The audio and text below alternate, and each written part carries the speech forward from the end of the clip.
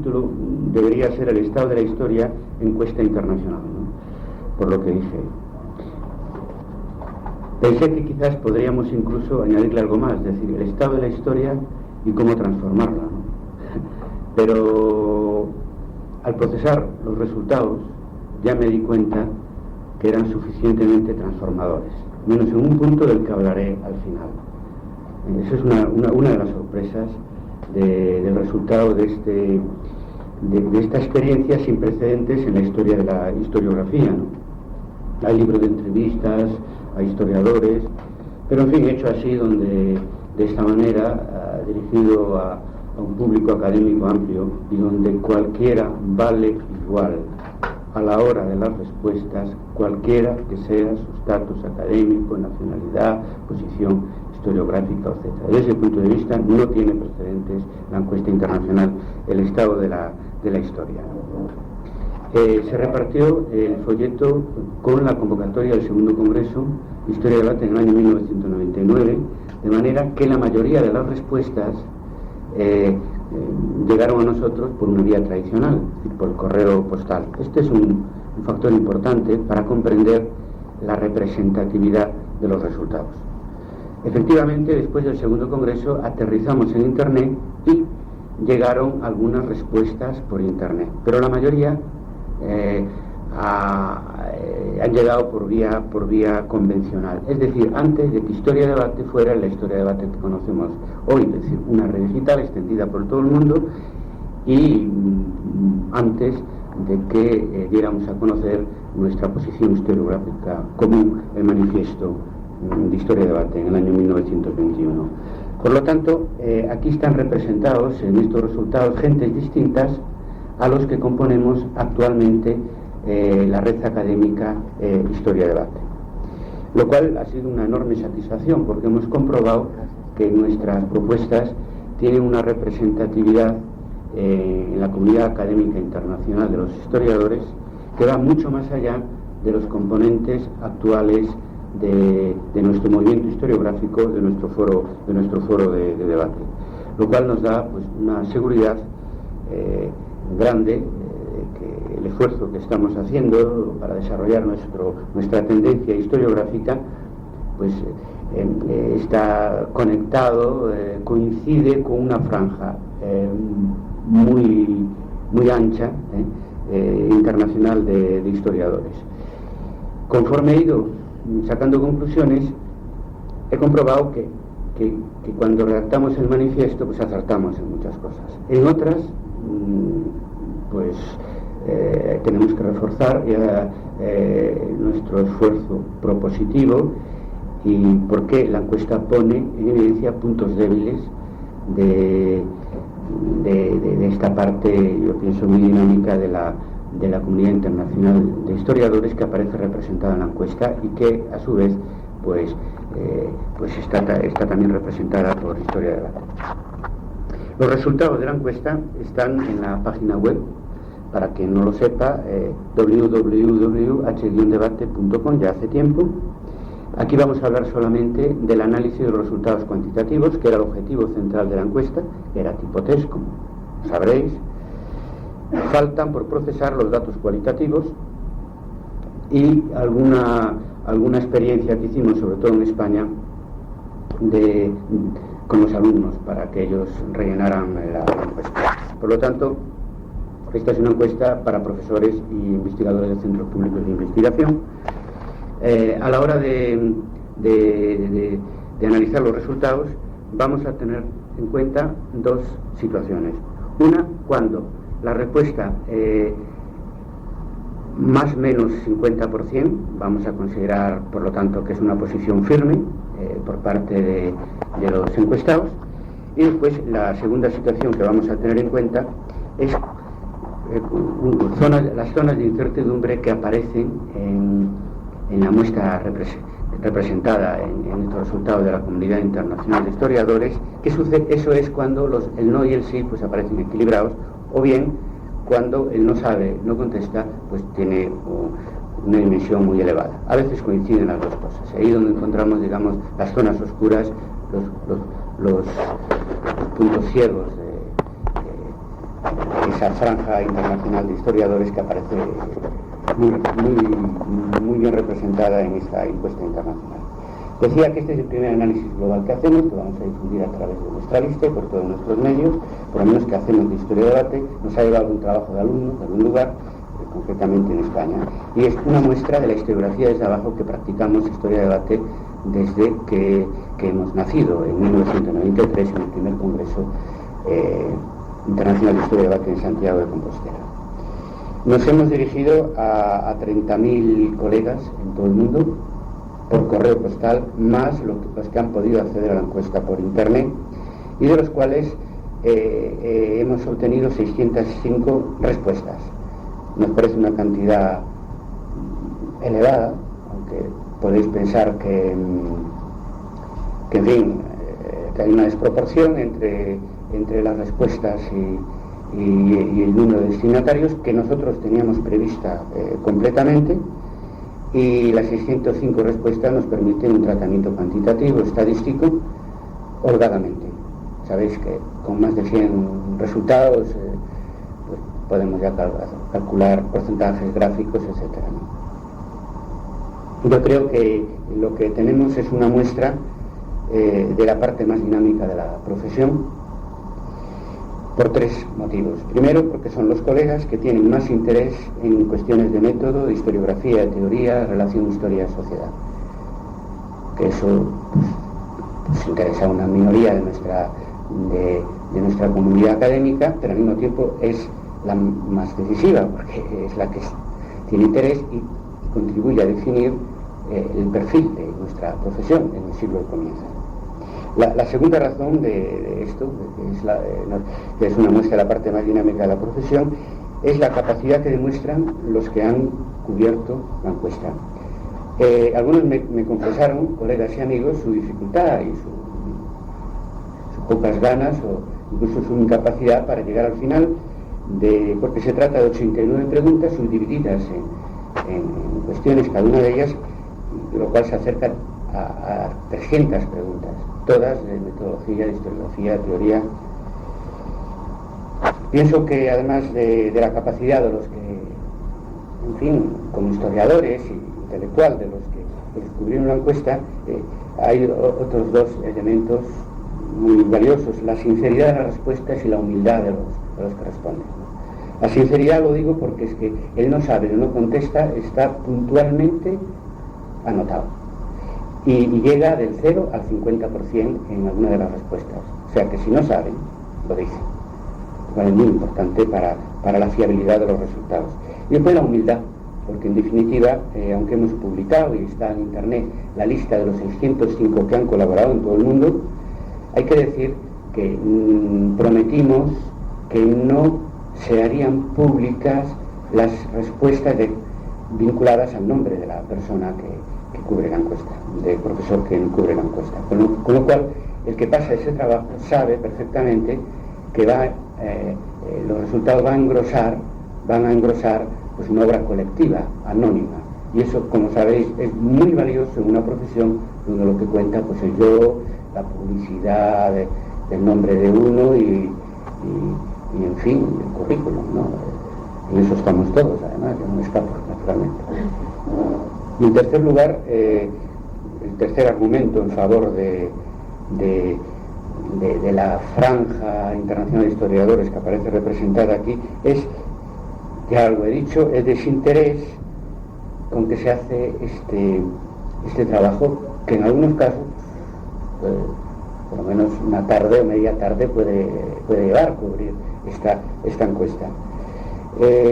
A los participantes en el segundo congreso les animamos a que cubrieran la encuesta. Claro, estaban ya allí en Santiago de Compostela, pero eso solo es el 26% los que nos enviaron la respuesta. El 74%, la gran mayoría, lo hicieron al margen de la participación en el segundo congreso de una manera, insisto, totalmente desinteresada, porque es que eso no vale para el currículum, nadie lo pone, que cubrió esa encuesta, sino que sencillamente el deseo de aportar algo y el deseo de saber.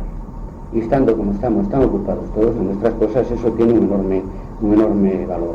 Igual, el hecho de que el 53% de los colegas que cubrieron la encuesta tienen una plena confianza en la importancia de los resultados y su relevancia para el conjunto de la profesión, lo cual nos satisface y se demuestra que ese esfuerzo individual, la suma de tantos esfuerzos individuales, está hecha sobre la base de la importancia que el resultado de la encuesta internacional sobre el estado de la historia tiene o puede tener para el conjunto de nuestra profesión en el mundo.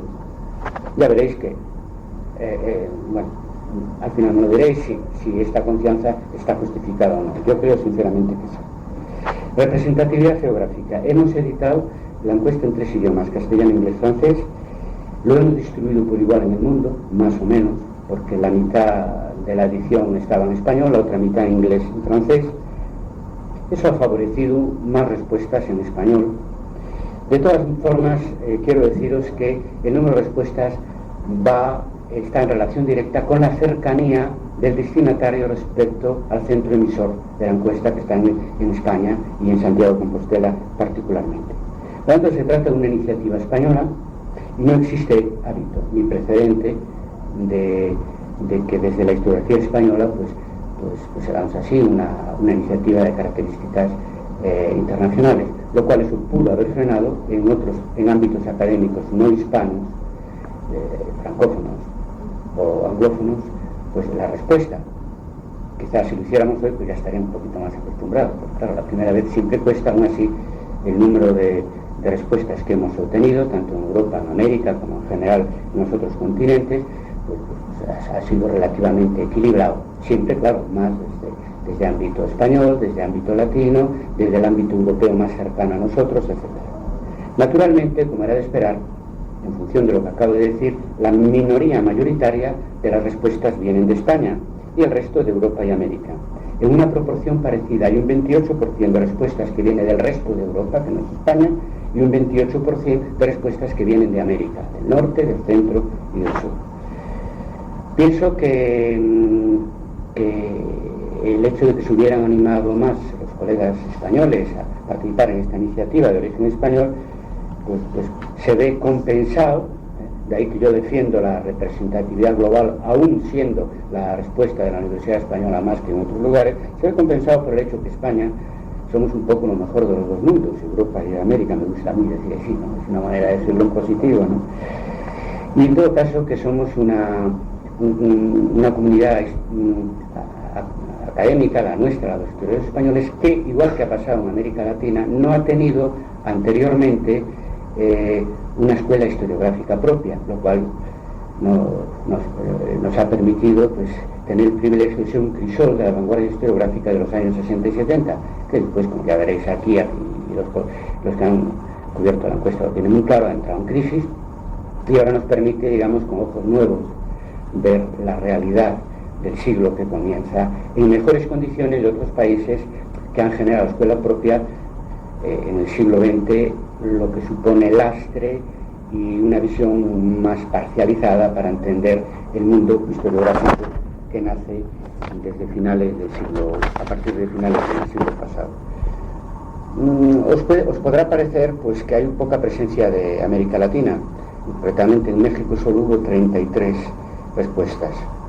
El número de países que participan son 42, lo cual equivale en general a la media de países que participan en todas las iniciativas que se lanzan de historia de debate, suelen ser unos 50 países en todos los continentes. Se puede decir que quizás la muestra es un poco eurocéntrica, porque el 68% de las respuestas vienen de Europa, pero también se puede decir que es latina, porque si juntamos las respuestas de España con las respuestas de América, nos sale un porcentaje parecido, el 68%. A eso me refería, a lo mejor de los dos mundos. Claro, eso es anterior al vuelco que se produce en nuestra red académica a partir de este congreso, en 1999. No pudo tener efecto en la encuesta porque se hizo paralelamente. Y es la creación de un lazo latino transatlántico, que en fin, que es la gran novedad, que nosotros, la gran novedad entre 1999 y 2003, y que nosotros en el tercer congreso queremos reequilibrar, en el sentido de que haya de nuevo mayor presencia francófona, anglófona, etc. Es decir, que esta encuesta, insisto, se hizo antes del segundo congreso, que es donde irrumpe la historiografía latinoamericana en un ámbito europeo, en una red que empieza a adquirir a partir de entonces una dimensión realmente mundial a través de Internet, hasta el día de hoy, ¿no? Donde prácticamente todos los días entramos en contacto 3.300 historiadores de todo el mundo, ¿no? Para debatir, para reflexionar y para procesar toda esta información, como incluyendo el resultado que aquí estamos explicando de la encuesta internacional de 1999. Al final de la encuesta se le pide al que contesta que se autoubique ideológicamente entre 0 y 10. Después de haberle preguntado a cada una de las personas que cubre la encuesta si considera relevante la ideología del historiador para nuestra actividad profesional. El 49% dice que sí. Y a renglón seguido, pues la gran mayoría de los encuestados se autoubican entre 0, digamos, la izquierda más extrema, y 10, la derecha más extrema.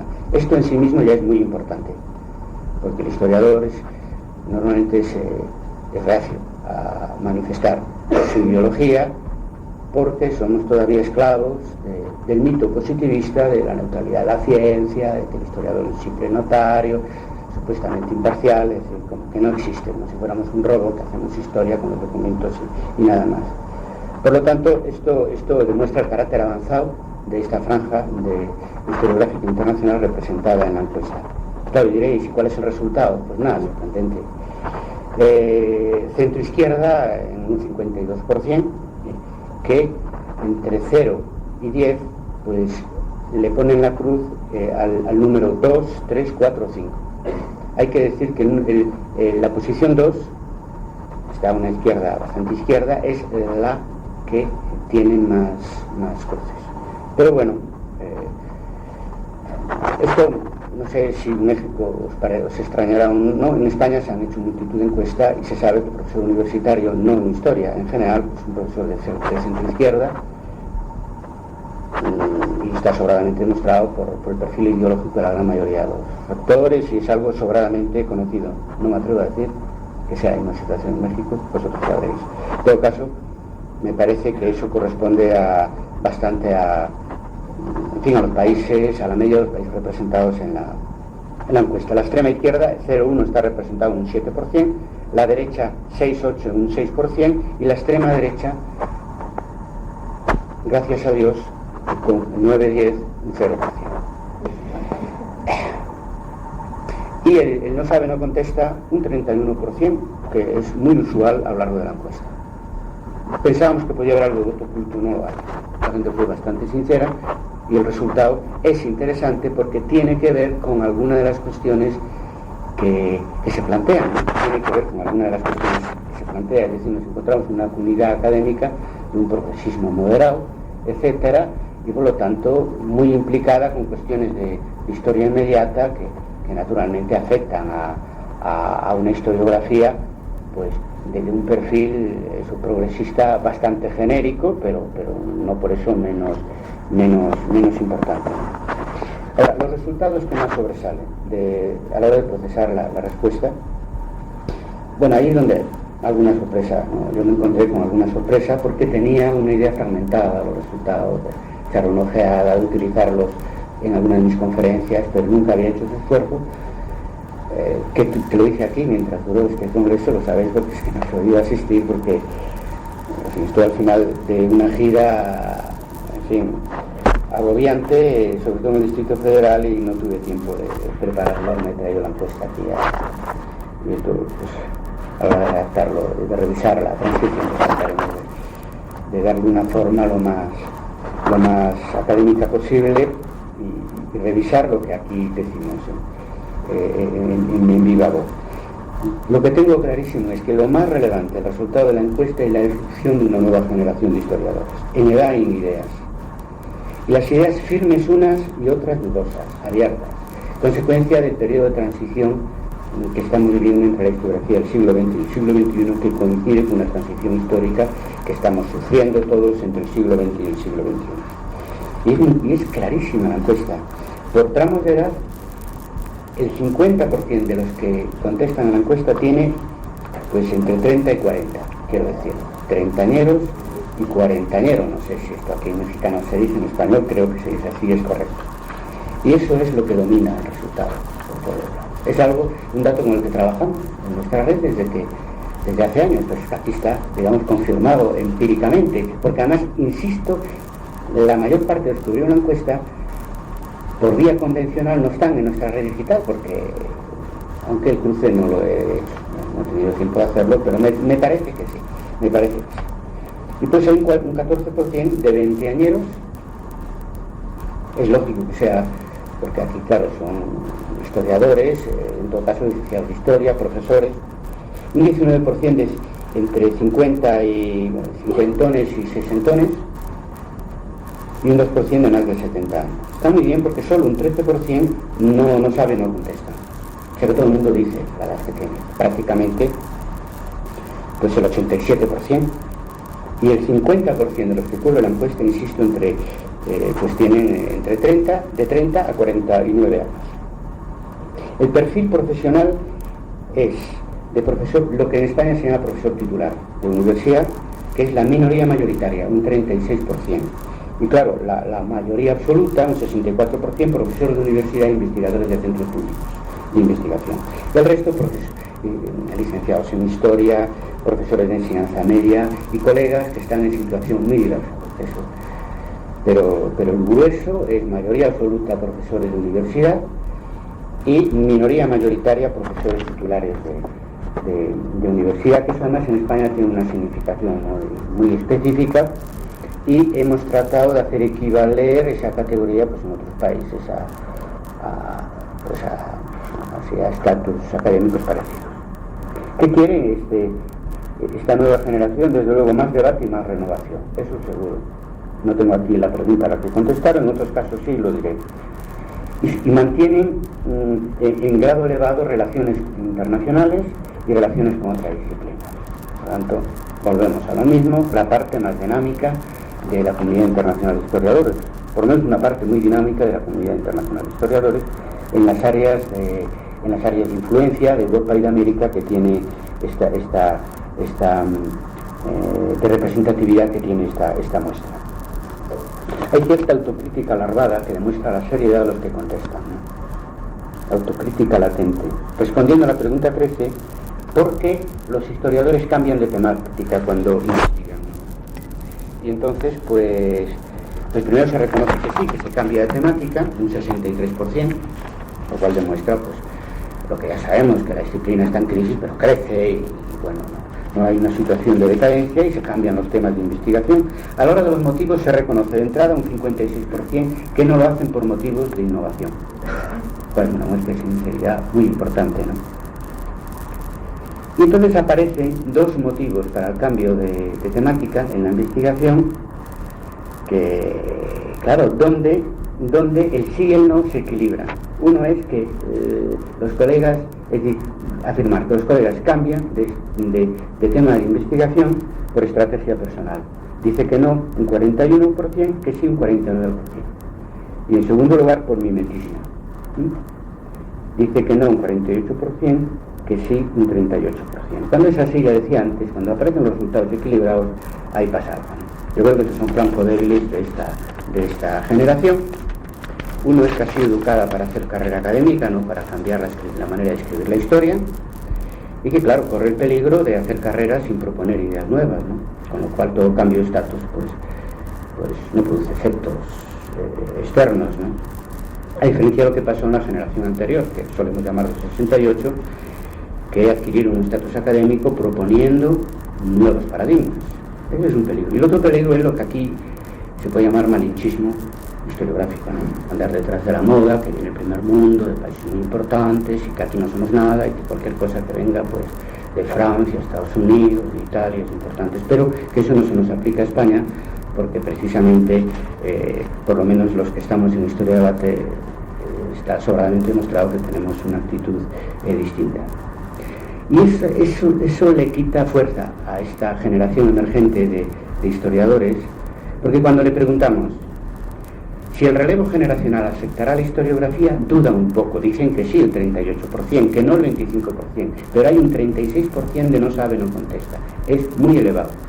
Por lo tanto, creo que ahora que somos un foro de debate, una corriente historiográfica organizada, Historia de Debate pues tiene que dedicarse a dar más seguridad a esta generación, más ideas nuevas, basándonos en la seriedad de estos jóvenes, que ya no son tan jóvenes, pero bueno, jóvenes para los que ya tenemos algo más de edad, que un 54% dice que sí existe coherencia entre la práctica historiográfica y la filiación historiográfica. Es una muestra de voluntad, de muy buena voluntad, porque a ver hasta qué punto, lo iremos viendo, pues lo de teoría y práctica, entre lo de coherencia entre lo que se dice y lo que se hace por parte de los historiadores se cumple.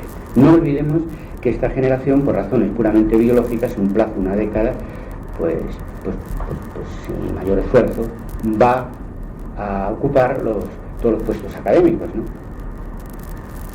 Vamos a ver si en ese momento es capaz de ir con ideas nuevas y que se reflejen en prácticas nuevas. Esto es tan obvio. En España a los 70 años la jubilación es obligatoria. Sé que aquí no, me han contado que el profesor en la UNAM tiene una edad media era más bien hacia 60 años, pero insisto, por mucho que se quiera prolongar y los problemas y lo poco que se cobre a la hora de la jubilación, pues obliga a los profesores a estar pues más de lo que a veces es normal en otros países dando clases, etcétera. En un plazo de una década automáticamente se va a producir este relevo generacional que nosotros querríamos que fuera un cambio historiográfico, y hay elementos suficientes para esperar que eso sea así, pero claro, hay que dar más seguridad a esta generación, y para ello tiene que haber una contribución mayor de la generación un poco mayor de ellos. Otros rasgos novedosos de esta historiografía emergente: primero, cierto optimismo historiográfico que no se da en tramos de edad más avanzados, ¿no?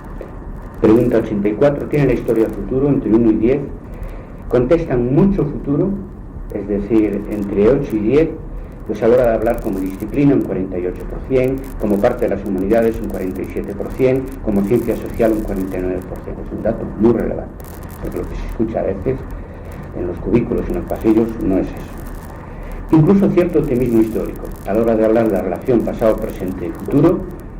El máximo porcentaje, el 66%, es para la afirmación siguiente: no hay futuros alternativos sin la historia. Este optimismo después es moderado, y es lógico que existan esas dudas a la hora de responder a otras preguntas. Pienso además, como rasgo novedoso, pues un realismo crudo sobre la situación de nuestra disciplina y un objetivo claro de transformarla. Por ejemplo, importancia de la historia en tu país. Pues la respuesta es no malo, digamos, no favorable un 36%, sí favorable un 45%. Por lo tanto, realismo. Tampoco es para echar las campanas al vuelo a la hora de hablar de la situación de la historia en cada uno de nuestros países. A la hora de hablar de la situación historiográfica internacional, ni buena ni mala, hay una posición abierta. No se trata, por lo tanto, de un optimismo voluntarista, sino creo que es algo muy serio, ¿no? Y sobre todo, queda muy claro al hablar si hay o no crisis de la historia. La mayoría, entre un 56 y un 78%, contestan que hay una crisis global de la escritura de la historia, del concepto de la historia, del estatus de la historia, una crisis institucional, una crisis laboral para los jóvenes y una crisis política. Por lo tanto, desde ese crudo realismo, un objetivo claro. ¿Cómo superar la crisis? Pregunta 80. Nada de volver a la vieja historia, un 54%. Y sí ir hacia un nuevo paradigma y un nuevo consenso, entendido como un nuevo consenso historiográfico, ¿no? Eso es un aval para el esfuerzo que Historia de Debate, sobre todo en estos últimos 3 años, está haciendo para generar este nuevo consenso historiográfico. Partidarios de esta solución son el 56% de los encausados, de los encuestados. A la hora de hablar, pregunta 83, de los posibles escenarios para nuestra disciplina en el siglo XXI, se confirma nada de retornos, un 58% se opone al retorno a la vieja historia, pero con todo de una manera muy distinta de cómo trató la historiografía de los años 60 a los géneros tradicionales, porque en la pregunta 73 un 52% son partidarios no de rechazar la historia biográfica, política, narrativa, sino de renovar su contenido. Es una actitud más comprensiva, más tolerante de aquella en la que estuvimos formados, pues, el marxismo, en análisis, el neopositivismo, etc. De nuevo, otra vez insiste que la mejor solución es ir hacia un nuevo paradigma, un 47% defienden esa opción, y esto es una novedad respecto a la pregunta anterior, 80, a las respuestas de la pregunta 80, porque aquí también se dice que la solución no es volver o mantenernos en la historiografía de los 60 y 70, un 45% como máximo. Por lo tanto, es bastante claro lo que se quiere. No aceptar la raza, ni de las nuevas historias del siglo XX, ni del positivismo primigenio que dio luz a nuestra disciplina como ciencia y como profesión, pero que hay que ver hacia adelante, hay que mirar hacia adelante e ir hacia un nuevo consenso historiográfico adecuado al siglo XXI, lo cual es una confirmación del trabajo que hemos hecho aún antes de analizar estos resultados y desde hace unos años. Creo que otro aspecto novedoso de esta historiografía emergente es que aparece la autorreflexión de los historiadores como algo normalizado. Pienso que eso yo lo reivindicaría como un éxito de Historia Debate, que hemos mantenido estos 10 años de continuidad de trabajo en estos campos, de metodología, historiografía, teoría de la historia. Muchos colegas que han participado en nuestros congresos y en nuestro debate en RE era la primera vez que lo hacían, y nuestros congresos, el próximo será, como sabéis, el año que viene, son únicos de esa dimensión en el mundo, ¿no?, dedicados a esta temática tan específica. Por lo tanto, eso está bastante normalizado. El interés, pregunta 24, por la metodología, la historiografía y la teoría de la historia aparece. Metodología 56%, historiografía 55%, teoría en 44%, no está nada mal. Porque eso se ha hablado mucho, pero ahora ya estamos en una situación que sí, que ya hay esta franja internacional de historiadores, están interesados en estas cosas y hacen sus pinitos de reflexiones en congresos de todo tipo. Y desde luego, muchos de ellos a través de Historia de Debate. Sobre la teoría de la historiografía, o sea, cómo hacer historia de nuestra disciplina, aparecen algunas ideas claras, algunas intuiciones y quizás algunas deficiencias de lectura. Las ideas claras es a la hora de define historiografía. Un rechazo del 97% a identificar historia con historiografía. Algún colega ha propuesto que llamemos historiografía a la historia que escribimos y dejemos historia para la historia como pasado. Es un rechazo del 97%. Un rechazo, eso confieso que me sorprendió, a la historiografía como conjunto de historiadores, fuerte, un 90%. Creo que la pregunta, si lo hubiéramos hecho de otra manera, no tendríamos una respuesta tan tajante, porque seguimos empleando todos de una manera descriptiva el término historiografía para hablar de la historiografía pues contemporaneista o de la historiografía mexicana o de la historiografía medieval. Pero en fin, quiero decir que se trata a veces de respuestas muy tajantes, muy radicales, que se transforman en un 80% para definir la historiografía como normalmente se entiende en la comunidad de historiadores, historia de la historia de los historiadores. A la hora de preguntar después el futuro de la historiografía como actividad académica, se rechaza entre un 70 y 84% todas las opciones menos una. Las que se rechazan es historia de la historiografía, que es utilizado por algunos colegas pues a partir de Benedetto Croce, etc. Se rechaza lo de que se transforme en un área autónoma de las especialidades empíricas, lo cual es una confirmación de lo que hacemos en Historia de Debate, que somos todos historiadores empíricos que reflexionamos además. Y se rechaza el identificar la historiografía como historia intelectual, como hacen algunos colegas. Lo único que se aprueba es la definición siguiente, y no mucho, con un 55% nada más. Sin autorreflexión, la historia no tiene futuro. Entonces pienso que es una posición nueva, ¿no? Porque no se trata de transformar la reflexión teórica, historiográfica, metodológica como parte de nuestra actividad diaria, no desvinculada de nuestra actividad diaria empírica, cada uno en su especialidad, en su tema específico. Por lo tanto, creo que es muy nuevo eso. Trata ideas muy claras sobre el estatus de la reflexión en el oficio de historiador, muy nuevas, porque eso en algún momento lo pretendió el marxismo, también Anales de alguna manera, pero no se logró esta continuidad, ese grado de implantación de estas ideas sobre la actividad reflexiva del historiador en nuestra comunidad profesional. Algunas intuiciones muy valiosas, por ejemplo, la importancia de los valores compartidos en nuestra comunidad especialista, un 65%, eso se corresponde con el concepto de paradigma de Kuhn.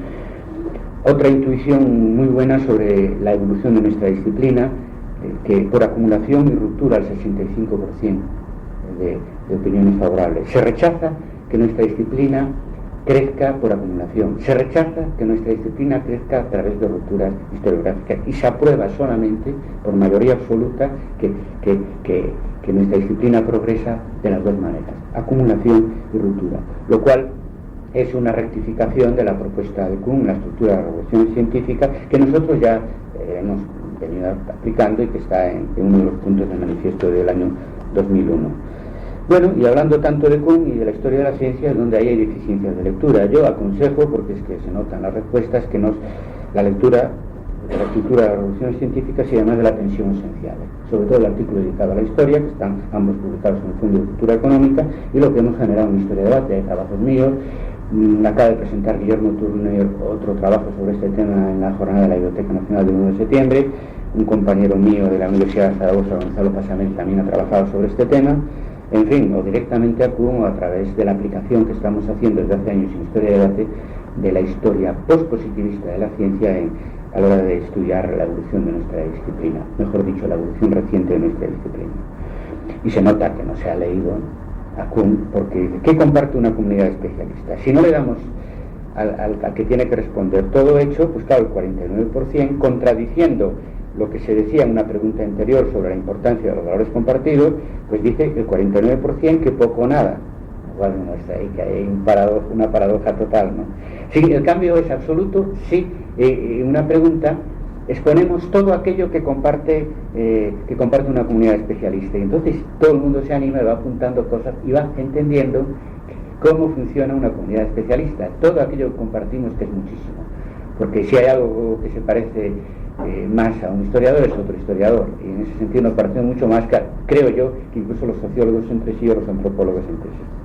Por lo tanto, ahí la encuesta tiene una función didáctica que nos ha dado con mucho gusto, porque ver que el que la ha cubierto ha entendido cada vez más cómo funciona una comunidad especialista, sobre todo cómo funciona la nuestra, y algunos elementos de historia de la ciencia para entender eso. En cuarto lugar, emerge de esta juventud historiográfica que irrumpe en los resultados de la encuesta un nuevo concepto de la historia como ciencia. Por ejemplo, preguntamos en la pregunta 81, la historia como ciencia en el siglo XXI, ¿qué será? Digamos varias posibilidades. Las únicas que son las que han conseguido el máximo porcentaje es 65% cuando se dice que no será igual a la historia científica del siglo XX, y con un 68% que para nada se va a abandonar la historia como ciencia. Dos datos muy relevantes. Faltaba alternativa. ¿Cómo será en el siglo XXI la historia como ciencia? Pero es que no hicimos la pregunta adecuada. Con toda alguna pista. Pregunta 27. ¿Es importante el conocimiento de los valores y la bibliografía de los historiadores para entender nuestro trabajo como científicos de la historia? Un 54%, sí. Lo digo una pista como pista para que se vea por dónde van los tiros, ¿no? Por eso que creo que después de darle muchas vueltas, en el manifiesto del 11 de septiembre del año 2001 definimos en el punto 1 la historia como ciencia con sujeto. Si esta pregunta se lo hubiéramos hecho a nuestros entrevistados, estoy convencido que conseguiría una mayoría abrumadora. No conocíamos los resultados, no conocíamos las lagunas que existían en el tipo de preguntas, pero creo que la respuesta es esa. La historia en el siglo XXI va a ser una ciencia con sujeto, sobre todo con sujeto historiador colectivo, de donde la comunidad de especialistas va a jugar un papel decisivo. Eso ya lo explicó Kuhn en su momento, ¿no? Por lo tanto, no hacemos más que, en ese sentido, seguir nuestra propia experiencia, nuestros propios fracasos, nuestras propias alternativas para llegar a una conclusión, pues que ya está en la estructura de las revoluciones científicas del año 1962 y en el posfacio de 1969. Y para esto, ratificar esto, hay un rechazo de la definición de historia según Ranke y la definición de historia del posmodernismo. El mayor objetivismo, el mayor subjetivismo. Eso de la historia, la función del historiador es conocer el pasado tal como fue, pues tiene un grado de aceptación, pues el más bajo, un 43%. Claro, es normal que haya colegas que le pongan una cruz, porque obviamente de ahí viene el origen de nuestra disciplina como ciencia. Eso me parece normal. Los rechazos de las posiciones posmodernas son mucho más radicales, de un 76% en un caso, un 75% en un caso. Cuando preguntamos, ¿tú crees que la historia no es una ciencia porque no reproduce exactamente la verdad del pasado. Un 76% dice que no, está más actualizado el concepto de ciencia en su dimensión relativista de lo que podía parecer, ¿no? Y pues en otro lado se le pregunta al historiador, ¿sigue buscando la verdad en la historia? Un 75% dice que sí. Claro, no es la verdad del positivismo, es una verdad un poco más compleja. O sea, en ese sentido hay un rechazo, hay unas ganas muy mayoritarias de superar el positivismo del 19 y un rechazo de las propuestas postmodernas que en su grado más extremo, como sabéis, nos propone Hayden White que la historia vuelva al seno de la ficción y de la literatura. Y hay porcentajes pues muy significativos, un 87% para esa idea de que la historia se hace con documentos y con ideas del historiador. Y después un 65% para la definición que el historiador conoce el pasado mientras lo construye, o descubre el pasado mientras lo construye. Ahí faltó de nuevo nuestra propuesta de la historia ciencia con sujeto. Pero para que se vea el grado de sensibilidad y respeto al papel que juega el historiador en el proceso de conocimiento histórico, es que el 96% dice que el historiador influye de una manera muy importante en el resultado de su trabajo. El 73% dice que influye pues porque aporta su formación, su conocimiento bibliográfico, metodológico, etc. Y un 80% dice que influye a través de los valores que tiene como persona, desde las creencias hasta las ideologías. O sea que, por primera vez, otra novedad. ¿Y qué piensa esta generación joven que se formaron, digamos, en los últimos momentos de influencia de anales del marxismo y del neopositivismo, me refiero a la historia cuantitativa y geometría, la historia económica norteamericana, etc.? Pues sí, pero no. Y no. Por ejemplo, califica, pregunta, la tendencia del siglo XXI. Pues ahí somos, los colegas son generosos. Entre 1 y 10 le da aprobado, notable o sobresaliente entre 5 y 10, un 72% anales, un 69% al marxismo, un 52% al neopositivismo. Ahora, cuando preguntamos, hoy, ¿cuál es tu tendencia historiográfica más próxima?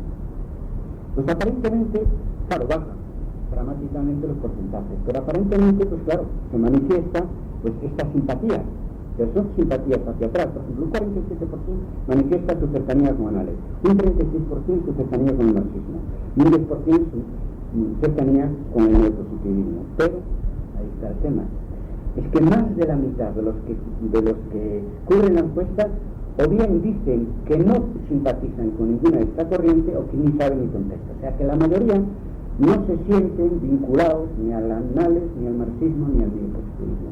No se sienten afiliados, cercanos a las grandes escuelas del siglo XX. Esto está, como recordemos, está cubiertas estas encuestas en el año 99 y algunas un poco en el año 2000 y en el 2001. La gran mayoría en el año 99. Esta desafiliación es, claro, es mayor y ahora se invierte el orden. Es mayor en el caso del neopositivismo de un 88%, los que rechazan o no saben, del marxismo un 62% los que rechazan o no saben, y de análisis el 51% los que rechazan o no saben. O sea, para la mayoría en todo caso ya nos sirven las cercanías historiográficas del siglo XX en el año 1999. Llegado aquí a este punto, me pregunto si Kuhn tiene razón cuando dice que un paradigma mientras no es sustituido por otro, continúa vigente. Pues claro, resulta que estas escuelas se consideran que ya no están vigentes y ya no han sido sustituidas por otras, porque los encuestados dicen que quieren ir hacia un nuevo consenso, hacia un nuevo paradigma, pero todavía no ha adquirido su forma definitiva para nada, ¿no?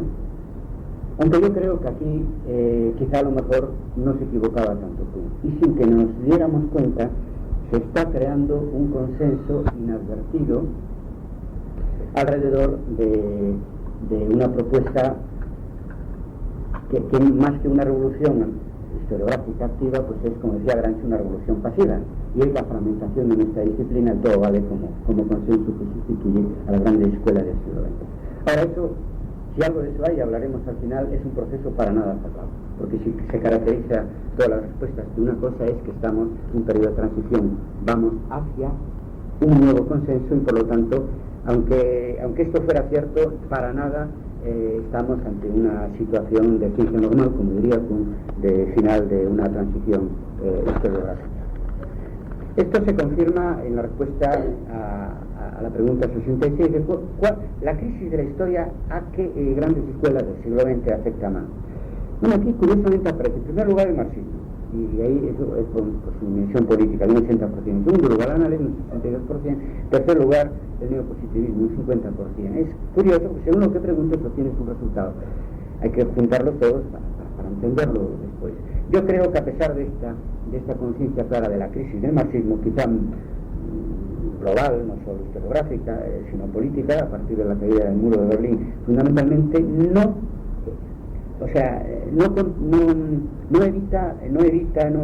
neutraliza una manifiesta simpatía como escuela del siglo XX, muy cercana a la simpatía con Annales y muy distante a la simpatía con el neopositivismo.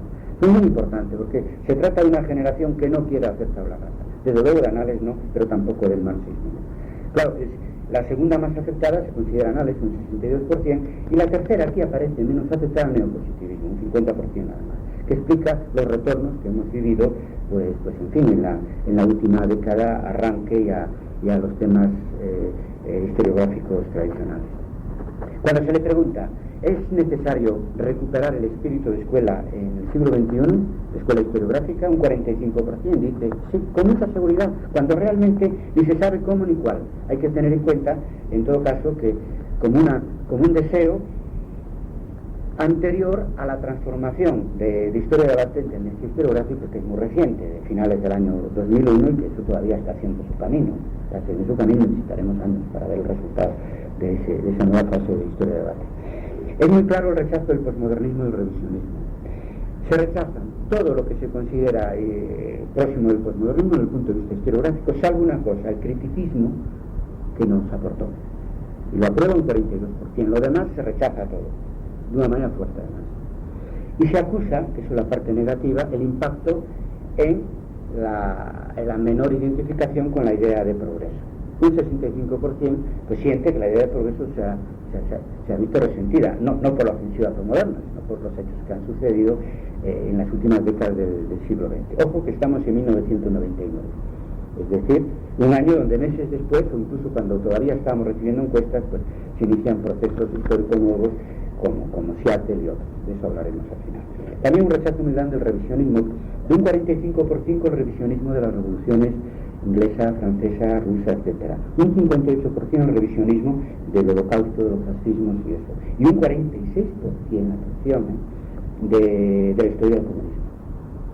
Es una de las sorpresas que yo me llevé. Por lo tanto, hay una idea de sin comulgar con ruedas de molino, de no hacer tabla rasa de todo lo que aportó historiográficamente en estos campos de revolución, de holocausto, de fascismo, de movimiento obrero, vinculado al tema del comunismo y del socialismo, etcétera. Pero al mismo tiempo sabiendo de que entramos en otra época histórica y en otra época historiográfica. Hay también como nuevo en esta muestra que hemos analizado la recuperación de la idea de compromiso, pero una idea de compromiso, como ya sospechábamos, y es lo que estamos predicando historia de debate por todos los sitios, muy distinta a los 70. Más profesional, más general, más vinculado a valores, etcétera. Por ejemplo, pregunta 53. ¿Para qué debe servir la historia? Pues lo más votado, lo más apoyado por los encuestados, como conciencia crítica, un 69%. Respeto al otro, para educar en respeto al otro, un 61%, eso no tiene nada que ver con los 70, donde allí los 70 lo característico es tanto en términos historiográficos como políticos imponer al otro las ideas de uno. Pero no me refiero al marxismo, Annales fue lo que hizo también, haciendo como es una referencia querida por todos y fundamental para todos nosotros, ¿verdad? Y después un 57% educación ciudadana. Muy bajo, un 25% que la aportación de la historia debe servir para crear una conciencia nacional. La verdad, me ha sorprendido un poquito, y de hecho un 60% acepta de que el nacionalismo inventa la historia. Y se hace una crítica en todo caso leve, porque todos de alguna manera pues sentimos la patria, algunos tenemos ya no sé cuántas. La chica de Galicia, la grande de España, pues la latina en general, la europea, ya nos volvemos locos de tantas patrias que tenemos. No se queda uno con la más cercana, ¿verdad? Pero en ese sentido una crítica leve, pero seria, seria sobre ese tema. Y le hacemos una pregunta: ¿para qué debe servir la historia? ¿Para la carrera académica? Son 16, 18% lo aprueba. Lo cual no quiere decir que haya una parte de esta generación de 30, 40 años que realmente esté centrado en eso nada más, la carrera con proyecto de trabajo, etcétera, y no está representada en esta muestra. Creo que esta es la parte menos viva de esta generación de 30 y 40 años. Cuando preguntamos relación de historiador con el poder, se produce cierta confusión, pero muy sana. Por un lado, que debemos ignorar el poder político, si se lo entiende, ¿no? No. ¿Debemos transformar el poder? Era una idea de los 70. No.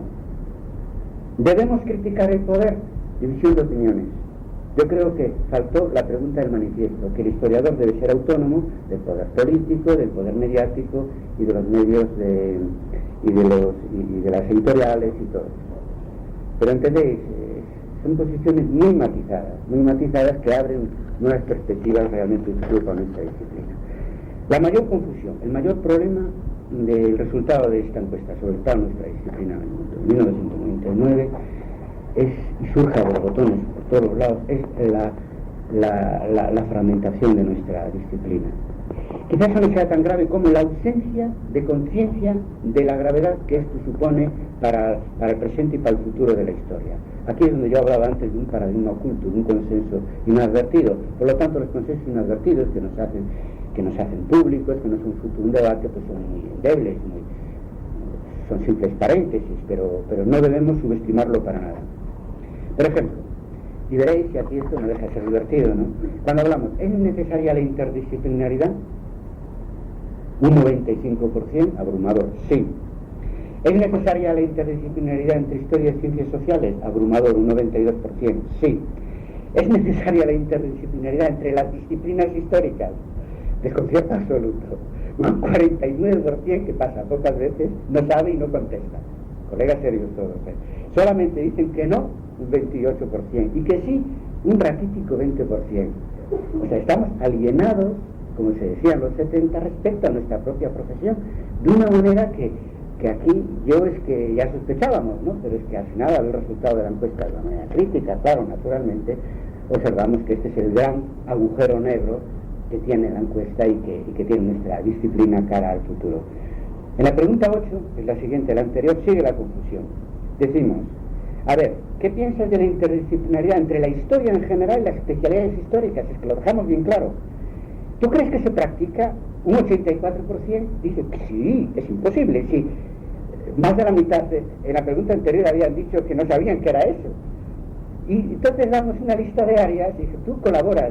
O sea, hay colaboración entre historia general y arqueología, historia general, historia económica, historia general, historia del arte y tal. Y van poniendo las cruces por afinidad, pero no porque haya realmente una colaboración que todos sabemos que no existe. Colaboramos más con otras disciplinas que entre nosotros mismos. Y de hecho, cuando preguntamos ya directamente por la interdisciplinaridad entre la historia y las ciencias sociales, pues ya son respuestas reales. ¿Tú lo practicas? El 80% dice que sí, y es creíble la lista, porque ya os he dicho que se trata de una franja de historiadores realmente avanzada, y todo se colabora con la geografía, con la economía, con la sociología, etcétera, ¿no? Pero claro, sigue habiendo esta confusión y sigue habiendo desconcierto cuando preguntamos por la colaboración interna en el seno de nuestra disciplina. Por ejemplo, preguntamos esta idea vieja del positivismo, ¿no? Ya sabéis, de ir hacia una ciencia social unificada. ¿Estás de acuerdo? Dicen el 57% que no. Claro, nos faltó en ese momento hacer la pregunta, ¿estás de acuerdo con que la historia sea una ciencia unificada? Porque habría que ver qué pasa con los colegas. Ese es un reto cara al futuro, en definitiva, redefinir la historia como ciencia, recuperar cierta unidad interna por parte de nuestra disciplina. En este debate lo hemos logrado en buena medida ya, desde el punto de vista de las posiciones historiográficas comunes, y nos lanzaremos cara al futuro a hacer lo mismo en la investigación empírica. Claro, ¿de dónde viene esta enorme fragmentación? Pues es el efecto oculto, primero, de la caída de las grandes escuelas del siglo pasado, del auge del posmodernismo de todo vale, del auge de los retornos de la historia tradicional, y esto produce un nuevo consenso, paradigma en el sentido kuhniano, inadvertido, y que, en todo caso, por la honestidad de los que responden y su seriedad, en algunos momentos queda claro de que ahí la confusión es enorme. Por ejemplo, a la hora de preguntar cuál es el escenario que tú consideras posible para la historia del siglo XXI. Hay que sobreentender y deseable, ¿no? Es obvio, cada uno apunta lo que más le gusta. La fragmentación es el escenario, o sea, el nuevo paradigma postmoderno. Dice no un 33%, sí un 35%, no sabe, no contesta un 30%, la dispersión absoluta. La dispersión absoluta, y además ahí se demuestra lo que decía antes, hay un enorme agujero negro, porque es que generalmente los encuestados son muy radicales a la hora de la respuesta, y cuando lo tienen claro producen mayorías muy absolutas. Y en este caso la fragmentación de la respuesta demuestra que la fragmentación de la disciplina es algo que, sobre lo que no existe un estado de conciencia y que nos inunda por todos los lados. En la pregunta 42 preguntamos ya más claramente: ¿estás de acuerdo con la fragmentación de nuestra disciplina? Que eso es la superespecialización, ¿no? No un 46%, sí un 32%. No sabe, no contesta un 20%, es decir, un 52% naturalmente o está de acuerdo o no contesta. Así está la situación. Todo lo primero es lo que ya estamos haciendo en Historia de Debate, separar las palabras que empleamos. Cuando nos referimos a la interdisciplinaridad en el interior de la historia, llamarla intradisciplinaridad, y cuando nos referimos al diálogo de historia de ciencias sociales, seguir llamándolo interdisciplinaridad. Esta es mi propuesta, y creo que hoy es necesario primar la intradisciplinaridad sin abandonar la interdisciplinaridad. Porque si no, seguirá pasando lo que pasa hasta ahora. Distinta pregunta, la misma nos van a ofrecer la misma respuesta. De hecho, quiero deciros que cuando se le pregunta sobre la relación futura de historia y ciencias sociales, se le propone a los que responden, pues, ¿qué les parece si deberíamos converger con otras ciencias sociales o mezclarnos o fusionar? Y ahí el rechazo es total. Solamente se acepta que tiene que haber un intercambio. Yo añadiría, porque se le pregunta ahí, se busca un intercambio igual porque se defiende nuestra disciplina para que no se vea diluida en otras. Sin embargo, cuando le preguntamos lo mismo a la relación entre las subdisciplinas históricas, por mimetismo, porque nunca hemos pensado en serio en este tema, pues se dice lo mismo, que debemos intercambiar. Pero ¿cómo vamos a intercambiar si participamos todo de una base común, que es el estudio del pasado, etcétera, desde el presente y etcétera? Ahí hay un enorme mimetismo. Yo recuerdo cuando salió el libro Expansuado, de Histoire Ramier, de la historia en migajas, un amigo, yo hice una reseña de su libro Crítica, y él decía que Anales se estaba fragmentando, pero ya en aquel momento era muy evidente que se fragmentaba toda la disciplina desde finales de los años 70, y no nos paramos a pensar en eso seriamente, y han pasado ya pues 15 o 20 años desde esa denuncia, que no fue la única, sobre la fragmentación de nuestra disciplina después de la caída de los grandes paradigmas, y la situación ahora en ese sentido ha empeorado en este aspecto, en otro ha mejorado afortunadamente. Lo que ha mejorado nos va a permitir resolver, pienso yo, este problema. Con todo, en este tema capital, en esta laguna capital, que no solo es de los encuestados, es de nuestra disciplina, si es una laguna los sujetos encuestados, que son más jóvenes, más formados, más avanzados, imaginaros cómo está la situación del conjunto de la comunidad internacional de historiadores. Y ahí se manifiesta con toda la seriedad, pues, con toda la coherencia, pues la confusión. Por ejemplo, a la hora de interdisciplinaridad, pues el encuestado se queda sorprendido si la aplicamos al interior de la historia. A la hora de la fragmentación duda, y con toda sinceridad dice que no tiene claro que sea malo, ¿no? Y a la hora de hablar de historia global total, es el desastre total en las respuestas, con toda sinceridad. Pregunta 50, ¿qué hacemos con el concepto de historia global e historia total? Y es que no quieren nada, o sea, abandonarlo, el 71% dicen que no. Mantenerlo como utopía, horizonte utópico y tal. Bueno, todavía hay algunos que aún se pican, porque es muy cómodo decir que es algo a lo que no llegaremos nunca, pero lo tenemos como horizonte, y un 54%. Con todo, la mayoría absoluta dice que nada de seguir con ese nuevo objetivo al que no vamos a llegar nunca. Lo que sería más interesante, reconstruimos el concepto de historia global. Aún así un 62% dicen que no. Pienso porque no decimos cómo es. La transformamos, la búsqueda de una historia global total, como línea de investigación. 50% dice que no. Pienso que porque no decimos cómo.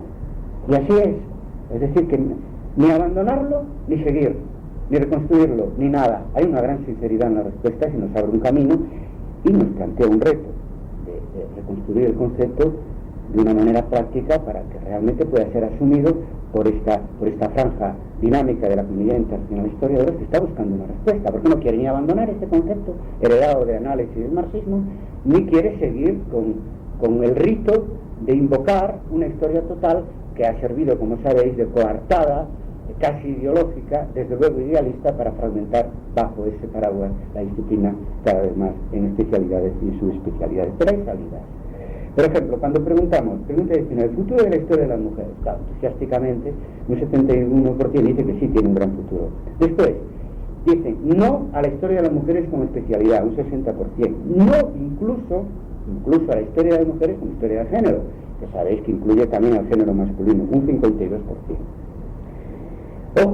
Ojo, que los encuestados son un 63% hombres y un 34% mujeres, que creo que refleja la correlación de géneros en el seno de la profesión, menos en el Instituto Moras, que me han dicho que abrumadoramente no es así, que son mujeres todas, pero creo que es un caso bastante excepcional. Cuando preguntamos, que eso es lo notorio, si debe prosperar la historia de las mujeres como historia común, o sea, en relación con la historia general, es lo único que tiene aprobado. Un 50% dicen sí. Y después, claro, decimos, ya para ser más provocadores, ¿y debe la historia de la mujer reintegrarse a la historia general? Claro, toda la identidad, ¿no?, feminista que tiene esta línea de investigación. Y aún así dudan, Dicen no un 40%, sí un 48%. La solución es obvia, ¿no? Hacer una historia mixta, historia general, historia de las mujeres, y que continúe con especialidad. Por lo tanto, si hay salida, si somos capaces de definir nuevas historias globales que permitan sobrevivir a las especialidades, aunque solo sea por razones académicas y porque son necesarias, porque no podemos hablar todo de todo, y al mismo tiempo avanzar en entender puentes en este archipiélago que se ha convertido en esta disciplina entre las diferentes islas que son las especialidades temáticas, tecnológicas, etc. En fin, y termino. El desfase de la encuesta 1999 y 2003 es enorme, porque curiosamente en 1999 se produce una aceleración de la globalización y de la antiglobalización, lo que aquí llamáis altermundismo. A partir del 99 es cuando se acelera la incorporación a Internet de todos los colegas, prácticamente todos empezamos más o menos por esa época, por lo todos los que estamos en la red de Historia de Debate a movernos por Internet.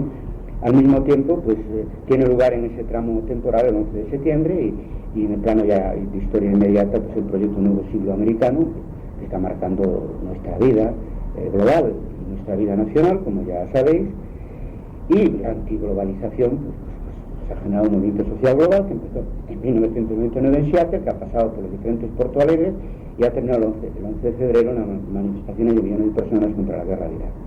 Esto ha ido muy rápido porque Porto Alegre inmediatamente ya en el segundo se puso en los medios de comunicación social al mismo nivel que Davos en cuanto a atención mediática y atención pública, y lo volveremos a ver ahora ahí en la reunión de la Organización Mundial de Comercio, pues que está teniendo lugar en Cancún. Eso de nuevo no existía en 1999, eso afecta a la historia, afecta a la historiografía, y un factor importante, que Historia de Debate como red digital no existía. Entre 1999 y 2003 ha habido 500.000 de visitas a la red de Historia de Debate, precisamente de esta franja a la que nos estamos refiriendo, que son los que le interesa la metodología, los que pues son gente joven, que se mueve por internet, etc. Y el 11 de septiembre del año 2001 pues hemos elaborado esas posiciones historiográficas comunes, el manifiesto historiográfico que han firmado hasta este momento 239 profesores de 24 países de 3 continentes. Por lo tanto, la historia de debate que ha surgido después de la encuesta tiene la misma zona de influencia geográfica, académica y la misma composición generacional que esta franja internacional. Con lo cual quiero decir que esas lagunas, en parte, si se hiciera hoy la encuesta, pues encontrarían respuestas más cercanas a lo que ahora nosotros estamos haciendo.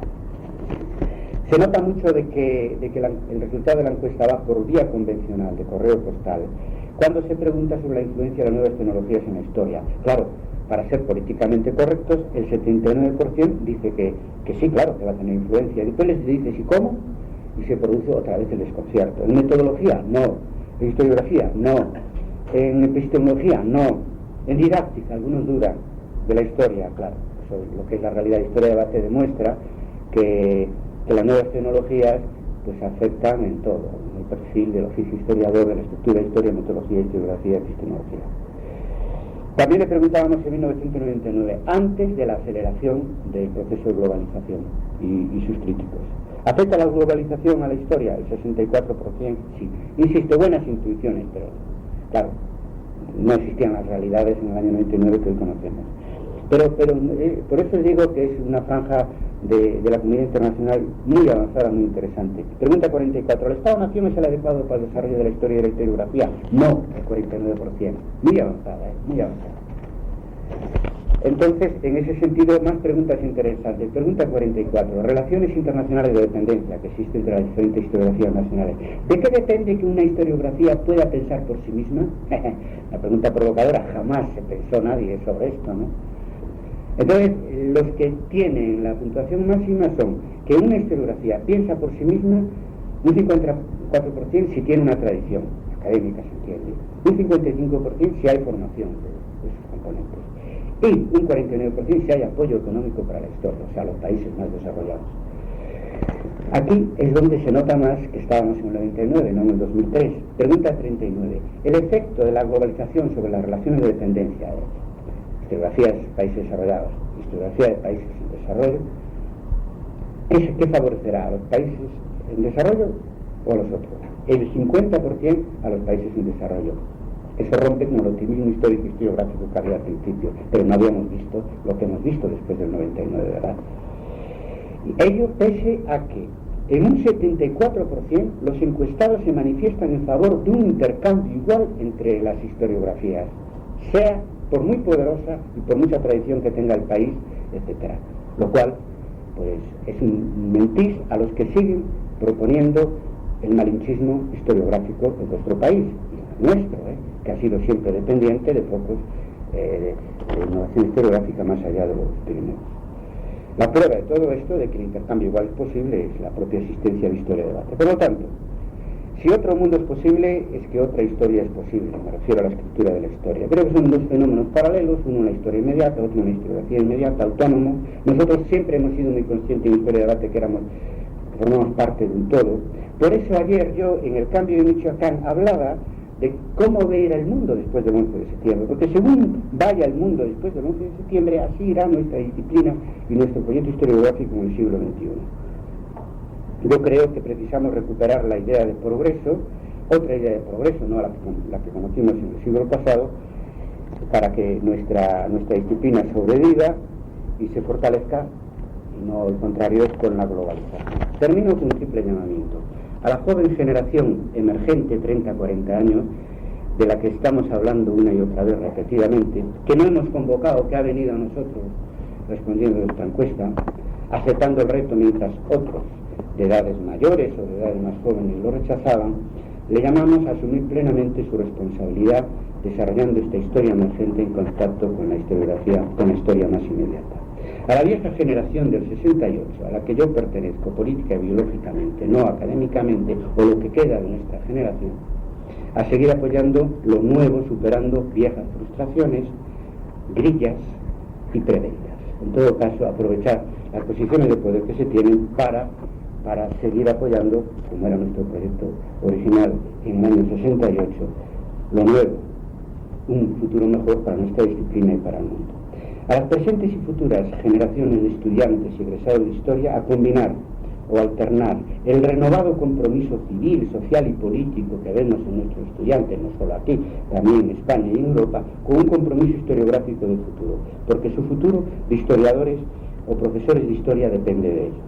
El objetivo común de estas tres tramos generacionales es recuperar la idea de progreso historiográfico perdida hace 20 o 25 años. Así será si queremos y nos agrupamos todos académicamente. Muchas gracias.